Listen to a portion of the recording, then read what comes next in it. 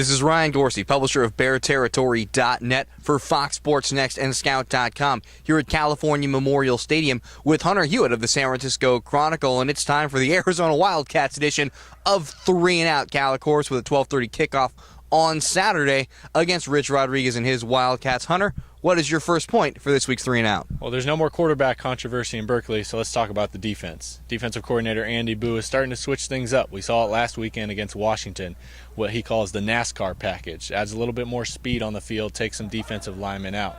They're going to need to do this. They have to switch things up. If they just throw the same things at Arizona, they're going to be ready for it, and they're going to gash them just like every other team has done pretty much so far on Cal's schedule.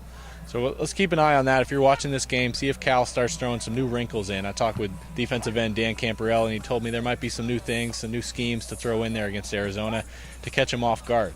One other adjustment is a personnel adjustment. Cedric Dozier will start at left corner alongside Cameron Jackson. You know, it's really been by committee over on that side since Stephen McClure went down. They've tried everyone. They've tried Lapite, they've tried Adrian Lee, they've tried Joel Willis, and really no one's taken ownership of that spot.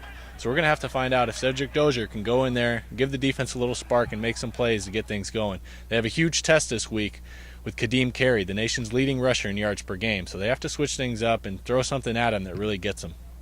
And I'm going to stay on the defensive side of the ball, focusing on the defensive line. Of course, in the NASCAR package, we may only see 2 or sometimes 1 or none, no defensive linemen. But Puka Lopa, who's going to retain the starting job at rush and the spot that Brennan Scarlett was supposed to have coming into this season, although his hand still has not healed properly, still not cleared for, he will still not be starting. Looks like he's going to be out for the season. So Coach Sonny Dykes pretty much said that a few weeks ago.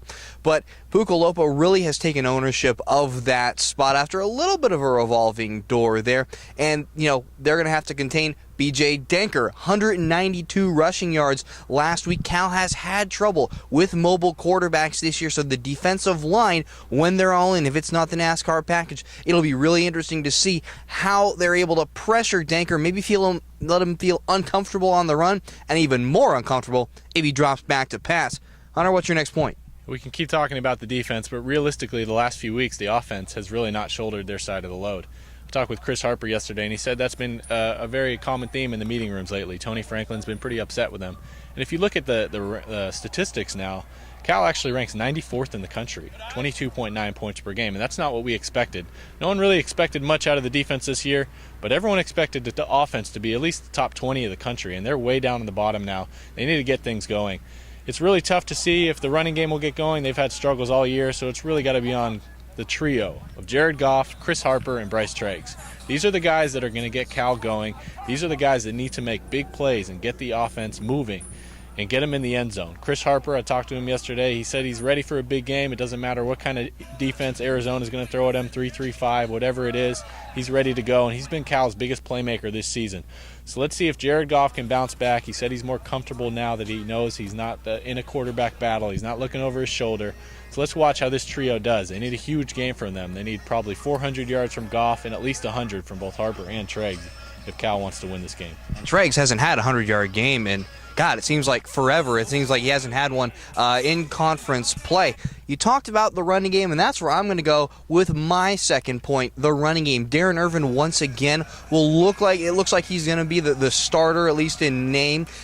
10 carries for 37 yards doesn't look all that impressive against Washington, but really, I mean, 3.7 yards per carry. I think Cal will take that at this point in this season. Khalfani Muhammad, 4 carries for 90 yards against the Huskies, but you got to remember, 73 of those were on that fourth quarter touchdown run where he broke about 3 to 5 tackles, in the midfield and then was able to just off to the races there with his speed.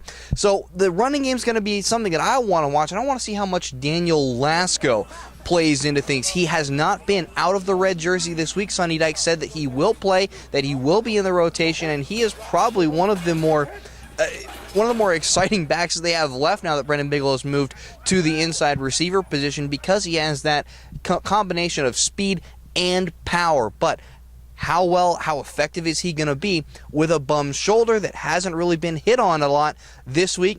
We'll have to find out. Hunter, what's your last point? We can keep talking about offense and defense, but there is another facet of the game that we're forgetting about. That's special teams. We haven't really seen much from them. Kalfani Mohammed's a guy on kickoff return. We got to watch him, keep an eye on him, see if he can finally bust one out. I remember watching the first game of the season. He took some out. It really looked like he had a chance, and he hasn't done that yet. He's a guy that has huge playability at that position. And the other special teams also need to make some plays. If Cal wants to win this game, it's going to need plays in the kickoff game, maybe a fumble recovery. It's going to need plays in the punt game, punt block. Anything along those lines that can gain some momentum, they need that desperately. They also need a big game from Cole Leininger. They need his field position. They need him to continue to punt. He's been punting well lately. They need that from him. And also Vincenzo D'Amato, he's been great all season long. They need, every time they have a chance to get points, they need him to kick it through the uprights and get 3 more points. So let's watch special teams and see if Cal can get some momentum, get a huge edge in the game through that facet, and find out if they can win this game against Arizona, because they're very desperate for a win right now. And D'Amato's been pretty doggone dependable. I mean, 14 for 16 from field goals. The only ones he's missed are from 40 to 49, and he has hit a 51-yarder this year. So he's been just about as automatic as you could hope for from the fifth-year senior there, Vince D'Amato. My last point, it's pretty simple. This team has gone as the offensive line has gone, and unfortunately, most of the offensive line is gone. I mean, you have the starter left tackle, Freddie Tagaloa, has now been moved to backup right guard. Matt Cochran has been out. Chris Adcock is out for the season as a center. Well, there you go. 3 of your 5 starters to begin the season are no longer or were not playing for large chunks of the season. Saturday looks like it will be Matt Cochran's first chance to get back in a game as a right tackle, potentially. But Zach Yenser told me earlier this week that we could see him both at center, guard, and tackle as a backup, as a just-in-case, as a utility guy, kind of a little utility infielder there, playing all over the diamond.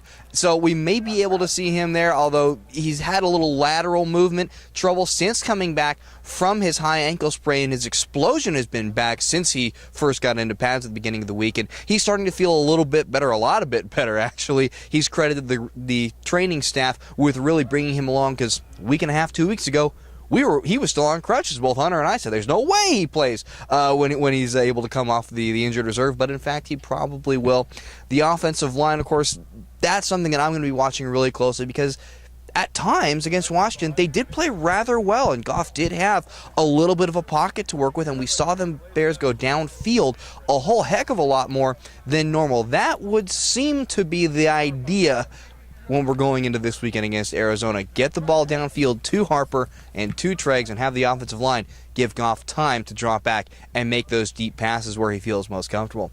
All right, that'll about do it for us here. For Hunter Hewitt of the San Francisco Chronicle, this is Ryan Gorsey, publisher of BearTerritory.net, for Fox Sports Next and Scout.com. With 3 and Out, thanks for playing along. We'll catch you on the flip side, and have a happy Halloween.